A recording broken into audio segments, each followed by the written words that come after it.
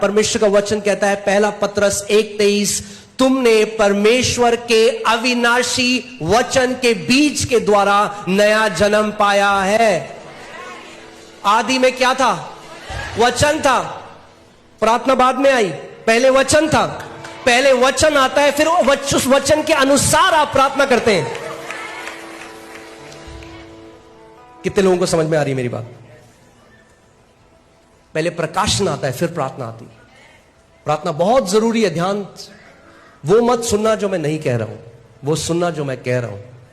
मैं नहीं कह रहा हूं प्रार्थना की जरूरत नहीं है, मैं कह रहा हूं प्रार्थना बहुत जरूरी है, मगर पहले हमें वचन का प्रकाशन चाहिए। कई लोग प्रार्थना को कैसे सोचते हैं, वो सोचते हैं कि वो अलादीन के चिराग की तरह है। हम बोलेंगे हालेलुया हालेलुया हालेलुया, प्रभु दे दे दे दे दे, प्रभु दे दे दे दे दे दे दे दे दे दे। नहीं, हमें वचन का प्रकाशन चाहिए। ठीक है, सो वापस उस वचन में आते हैं। पौलुस कह रहा है, मैंने बोया, अब पौलुस ने उसको सींचा और परमेश्वर ने क्या करी? बढ़ोतरी दी। बहुत आसान है। यानी एक बार किसी भी वचन को सुनना काफी नहीं है।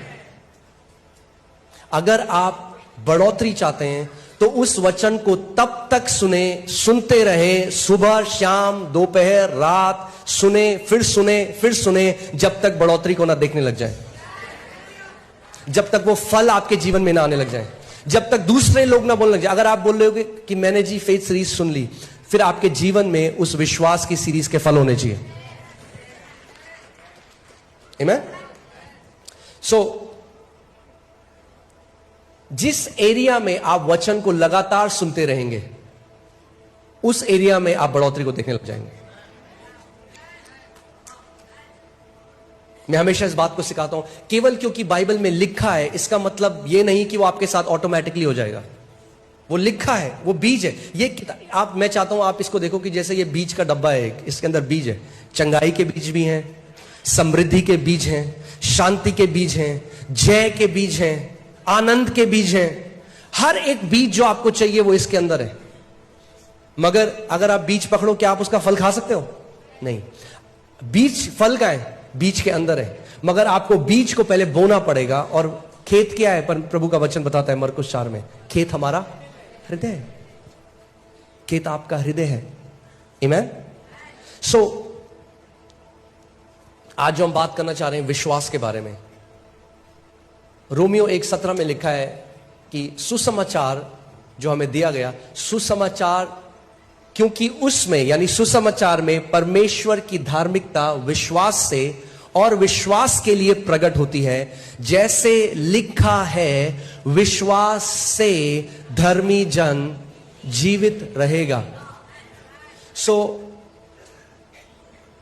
जैसे आप ऑक्सीजन से और पानी से जीवित रहते हैं, जितना जरूरी आपके लिए ऑक्सीजन और पानी है, उतना ही जरूरी धर्मी जन के लिए विश्वास है। अगर आप विश्वास को नहीं जानते, उस शिक्षा में नहीं बढ़े, तो आपके लिए बहुत मुश्किल होगा एक थ्राइविंग जीवन जीना, एक बढ़ोतरी का जीवन जीना, एक जय का जीवन जीना। विश्वास एक शिक्षा नहीं है, विश्वास हमारे जीने का स्रोत है। क्योंकि धर्मी जन विश्वास के द्वारा जीवित। लोग बोलते हैं अच्छा आप विश्वास की शिक्षा देते हैं, अच्छा हम तो जी ये वाली शिक्षा मानते हैं। नहीं, अगर आप धर्मी जन हैं तो परमेश्वर कह रहा है कि विश्वास की शिक्षा के द्वारा आप जीवित रहेंगे। इसका मतलब विश्वास में चलना और विश्वास में दृढ़ हो जाना एक ऑप्शन नहीं है, विकल्प नहीं है, ऑप्शन नहीं है। विश्वास में बढ़ना ही पड़ेगा अगर जय में जीना है तो।